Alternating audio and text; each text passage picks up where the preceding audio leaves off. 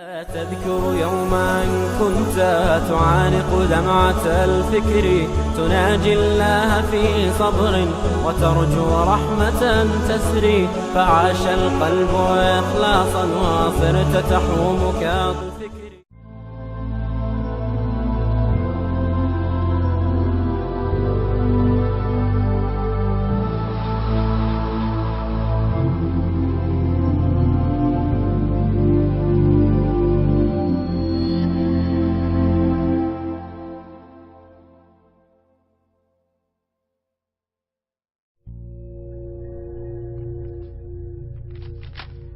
Assalamu alaikum. Dear Imam Omar, I hope this finds you well. Assalamu alaikum wa rahmatullah. Assalamu alaikum wa rahmatullah. So I'm praying regularly again and going to the masjid. But it seems like every time you walk out the masjid, you've got that guy standing at the door, unassumingly looking around with the infamous charity box. In our case, it's Kareem, who never seems to take a week off. If you're lucky, you'll have $1 to get yourself out of an awkward situation. But this time, all I had was a 20. Sure, I felt bad about it considering the fact that the Imam just gave a sermon on how to trust Allah with all of your affairs, and how dismayed Kareem seemed with me.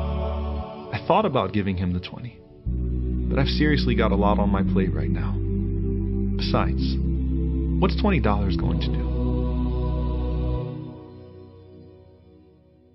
When you sit down and crunch the numbers over and over again, your expenses in life seem never-ending, and you feel like it's only a matter of time before it all falls apart. I look at my niece Fatima and see that innocent, stress-free child that I once was. She gets her daily allowance of $1 just like I used to, and doesn't have to worry about spending on anything or anyone else.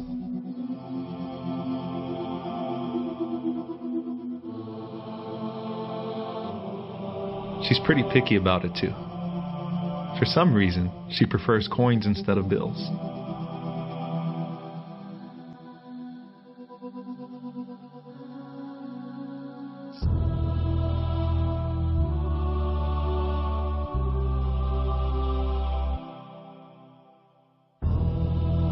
I just wonder what she does with all that change.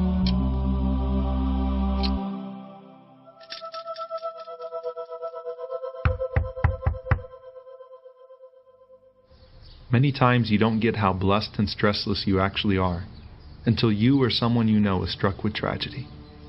Eunice came by that day and informed me that Kareem was actually hit by a car after Jum'ah and suffered 2 broken legs.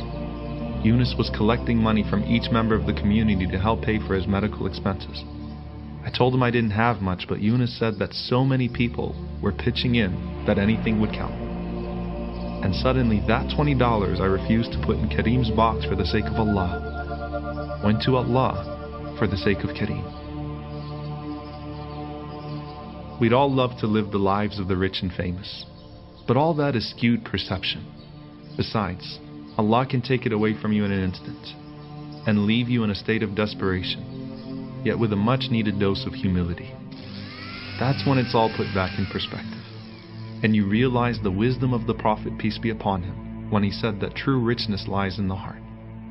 The smaller things in life start to mean so much more, and you realize you still have a whole lot to be grateful for.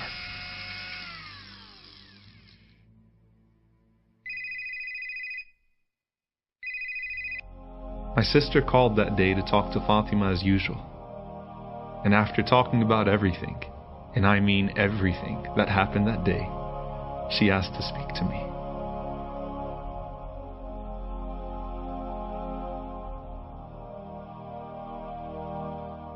She told me to take Fatima to the toy store and let her do her thing. I asked her what she meant by her thing, and she said all I had to do was take her, and that Fatima would know exactly what to do.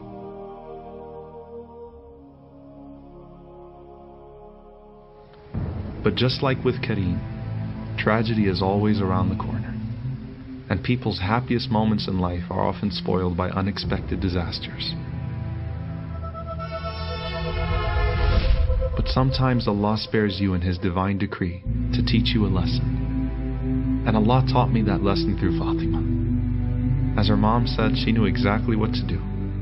Apparently, that second piggy bank is where she would keep her charity money, and every time she'd buy something for herself, she'd also buy a toy for a refugee child who couldn't afford to. Fatima explained to me that if Allah gives you, you should always give back, even if it's small, because it might mean a lot to someone else. As usual, the little girl with the big heart was right.